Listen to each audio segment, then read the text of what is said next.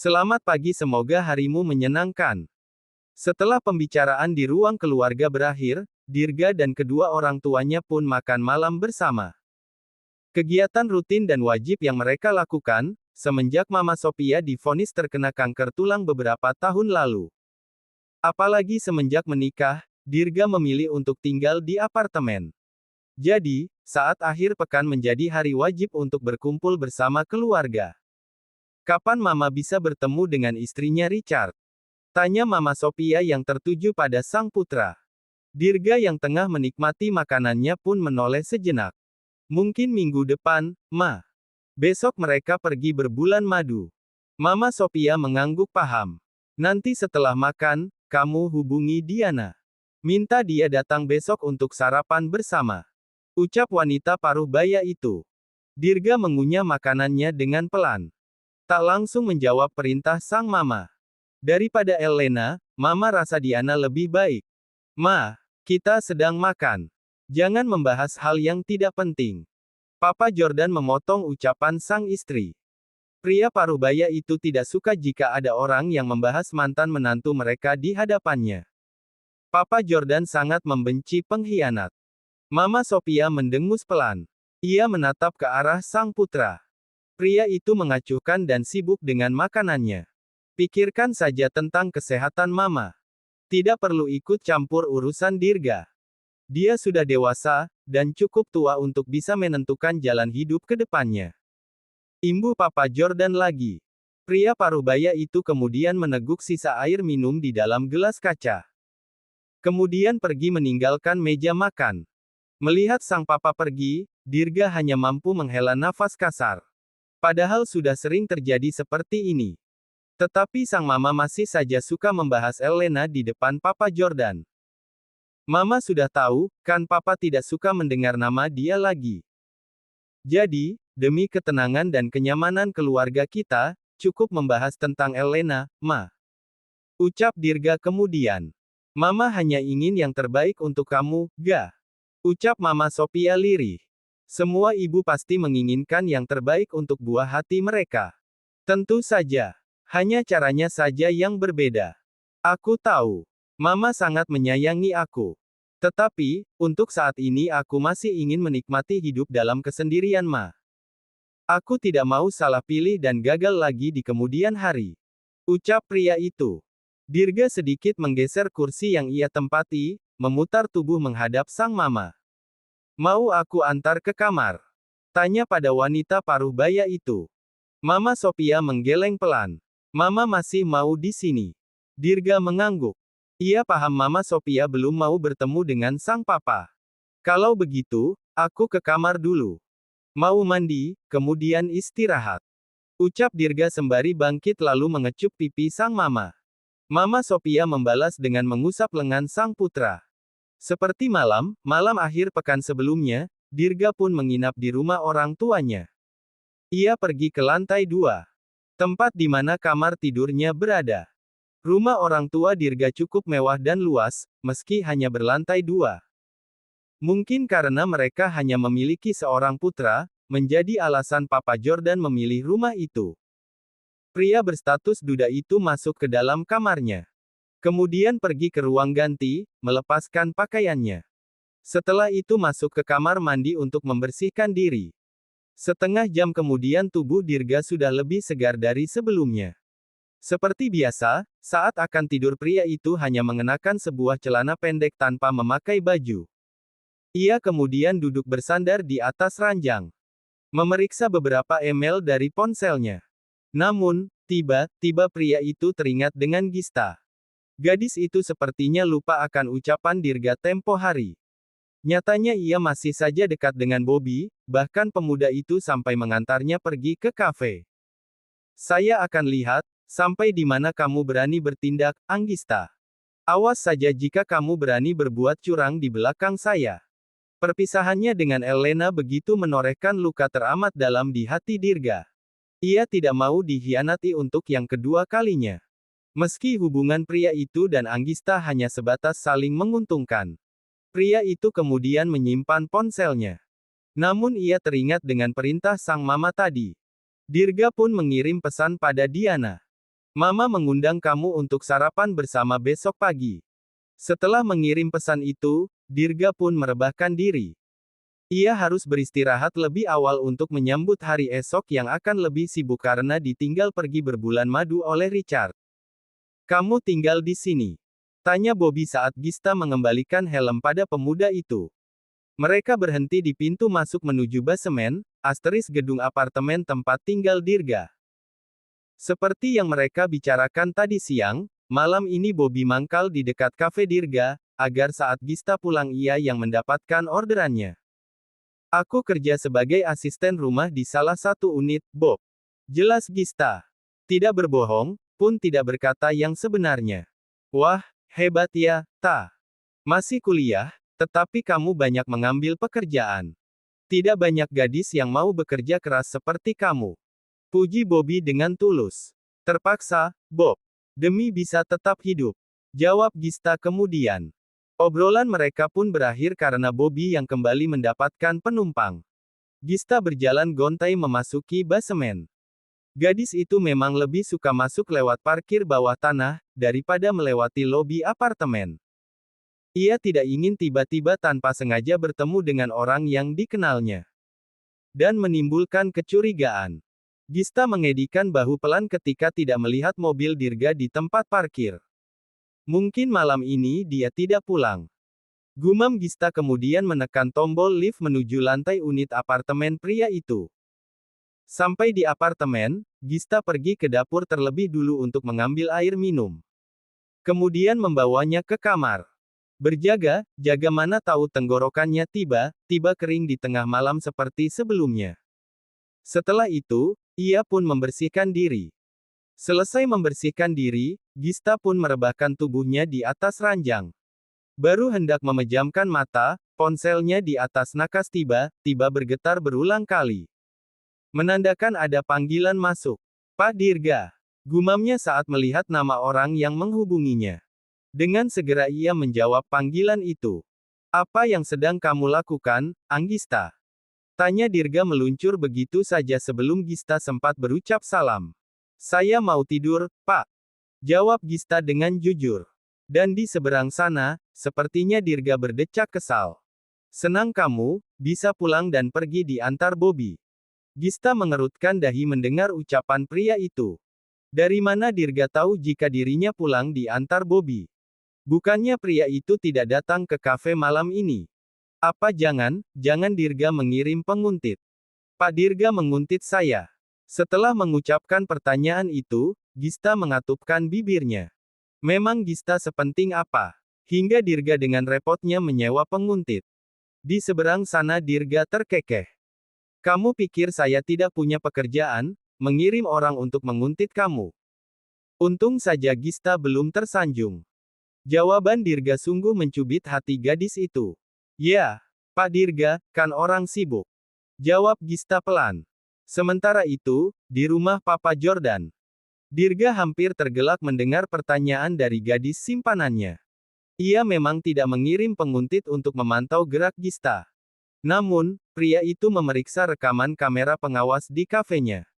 Dirga yang tidak berniat menghubungi Gista, seketika memanggil nomor ponsel gadis itu setelah melihatnya pulang bersama Bobby lagi. Apa Dirga cemburu? Jawabannya tidak sama sekali. Ia belajar dari pengalaman di masa lalu. Pria itu tidak mau berbagi apa yang telah menjadi miliknya. Karena, sampai ia merasa puas, Gista hanya akan menjadi simpanan Dirga seorang. Apa kabar, Nak? Tanya Mama Sophia pada Diana, yang pagi ini datang untuk sarapan bersama, memenuhi undangan wanita paruh baya itu. Aku baik, Tante. Oh ya, ini aku beli sesuatu untuk Tante. Wanita muda berusia 32 tahun itu menyerahkan sebuah paper bag kepada Mama Sophia. Terima kasih, Nak. Mama Sophia meletakkan kantong itu di atas meja. Papa Diana adalah sepupu dari Mama Sophia. Sejak dulu, mereka ingin Diana dan Dirga menjadi sepasang kekasih, namun keduanya tidak pernah setuju. Dan para orang tua pun tidak memaksakan hal itu. Tetapi, semenjak Dirga bercerai dengan Elena, mereka menjadi lebih dekat dan sering pergi bersama. Seperti memberi harapan baru kepada Mama Sophia. Suara derap kaki menginterupsi, membuat Diana dan Mama Sophia menoleh. Om, sapa Diana pada Papa Jordan yang datang mendekati mereka. Apa kabar, nak? Tanya Papa Jordan saat mereka saling memeluk sejenak. Aku baik, baik saja, Om. Balas Diana. Syukurlah. Lalu apa kabar Mama dan Papa kamu? Tanya pria paruh baya itu lagi. Mama dan Papa juga baik. Nanti mereka pulang untuk liburan akhir tahun. Jawab Diana. Kedua orang tua Diana menetap di London, Inggris sejak 5 tahun silam. Sementara, wanita muda itu mengunjungi mereka sebulan yang lalu, dan baru kembali 2 hari yang belakangan. Tak berselang lama, Dirga pun bergabung bersama mereka. Sudah rapi dengan setelan kerja. Kalau tidak bisa memasang dasi, lebih baik jangan memakainya, Dirga. Ucap Diana sembari membenarkan simpulan dasi pada leher Dirga. Pria itu mencebik. Namun tidak menolak perlakuan Diana. Ia memang tidak suka memakai dasi. Jika bukan untuk menggantikan Richard sementara, Dirga memilih hanya menggunakan kemeja saja. Melihat interaksi keduanya, membuat Mama Sophia tersenyum senang. Sudah, sebaiknya kita pergi ke ruang makan. Ucap Papa Jordan sembari mendorong kursi roda sang istri. Dirga dan Diana pun mengikuti. Apa kamu hari ini sibuk, Dia? Tanya Mama Sophia saat mereka sudah berada di meja makan. Diana yang sedang membantu asisten rumah menyiapkan sarapan di atas piring pun menatap wanita paruh baya itu. Sepertinya tidak, Tan. Aku baru kembali, dan belum banyak mengambil pekerjaan. Ia meletakkan piring berisi telur dadar sayur dan roti gandum panggang, di hadapan Papa Jordan. Kemudian menyusun buah potong di atas piring, dan meletakkan di hadapan Mama Sophia. Biar aku saja. Ucap Dirga saat Diana mengambil alih piring di hadapan pria itu. Diana mengangguk, kemudian duduk di samping Dirga. Pria itu memilih sarapan dengan nasi goreng. Dan Diana pun mengikutinya. Senang, ya. Bisa bekerja bebas dan dari mana saja seperti itu. Ucap Mama Sophia lagi. Diana menanggapi dengan senyum tipis. Saat berusia 30 tahun, ia memilih berhenti dari pekerjaannya. Kemudian beralih menjadi seorang influencer. Jadi kalau menikah nanti, kamu bisa sepenuhnya mengurus suami. Imbuh Mama Sophia sembari melihat ke arah Diana dan Dirga secara bergantian. Kedua muda-mudi itu mengerti kemana arah perkataan Mama Sophia. Mereka pun memilih tidak menanggapi dengan serius. Aku belum berpikir ke arah sana, Tan. Ucap Diana. Tidak apa-apa. Hanya sebagai bayangan. Apalagi, kalau calonnya sudah ada. Imbuh Mama Sophia. Papa Jordan hanya diam menyimak. Ia memilih tidak ikut campur. Toh sang putra sudah berusia 35 tahun. Bukan remaja usia belasan yang hidupnya bisa diatur oleh orang tua. Setelah selesai sarapan, Dirga pamit pergi ke kantor. Dan Diana ikut dengan pria itu. Mama Sophia tersenyum lebar melihat kedekatan sang putra dengan keponakan jauhnya itu. Sudahlah, Ma. Jangan terlalu mencampuri urusan pribadi Dirga. Ucap Papa Jordan. Mama Sophia kemudian mendengus kesal. Semenjak perceraian Dirga dan Elena, sang suami menjadi lebih sensitif, dan mudah marah. Karena minggu ini memasuki libur tengah semester, Gista pun memutuskan untuk bekerja di kafe dengan jadwal normal seperti pekerja lainnya. Jika sebelumnya ia hanya bekerja di sore hari, saat libur kuliah seperti ini, Gista pun mengambil jam kerja pagi. Toh juga Dirga menyuruhnya membersihkan apartemen setiap 2 hari sekali. Jadi, ia memanfaatkan waktu sebaik mungkin. Bekerja full-time, maka gaji yang ia dapatkan juga akan lebih banyak. Bukannya serakah, meski Dirga sudah memberikan kartu ATM tanpa batas, tetapi Gista ingin mengumpulkan uang hasil bekerja di kafe untuk bekalnya nanti setelah lulus kuliah. Sedang menonton apa, Kak Mita? Tanya Gista pada rekan kerjanya yang sedang menonton sesuatu pada layar ponselnya. Pukul 7 pagi, kafe belum dibuka. Namun para pekerja sudah di sana untuk mempersiapkan segala sesuatunya. Ini vlognya Diana Dewi di London. Rekan kerja Gista menunjukkan layar ponselnya pada gadis itu.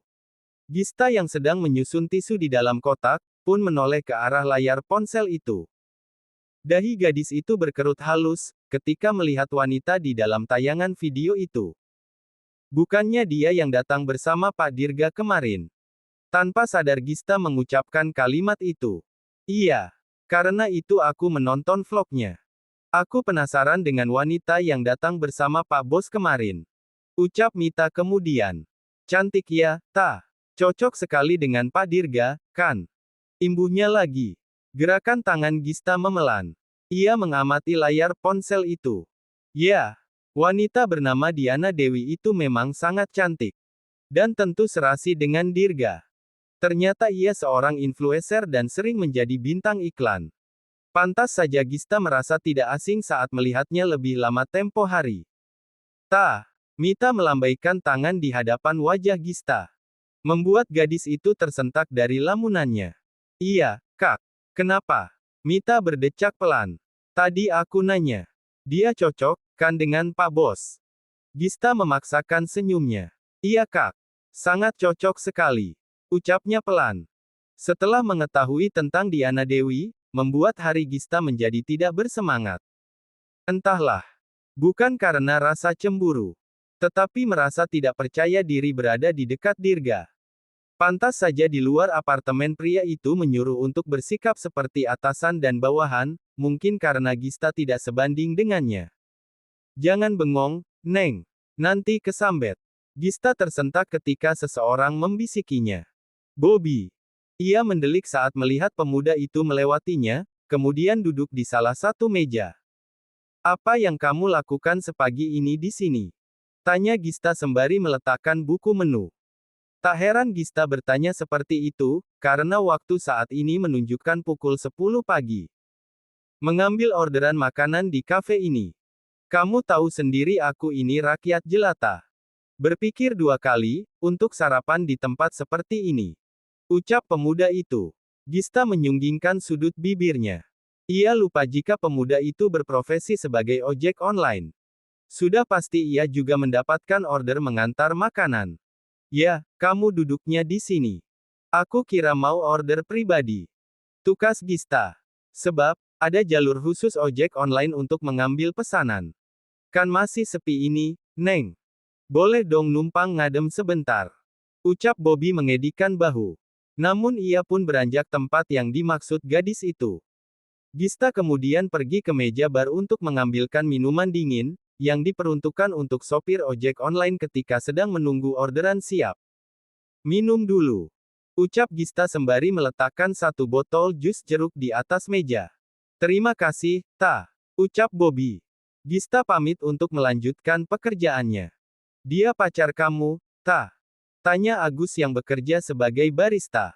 Pria itu menatap Bobby di luar sana. Bukan, Kak. Jawab Gista dengan cepat. Aku kira pacar kamu. Kemarin diantar jemput. Imbu Agus lagi. Dia teman aku, Kak. Dan kebetulan kerja ojek online. Jelas Gista agar tidak menimbulkan opini lain di kemudian hari.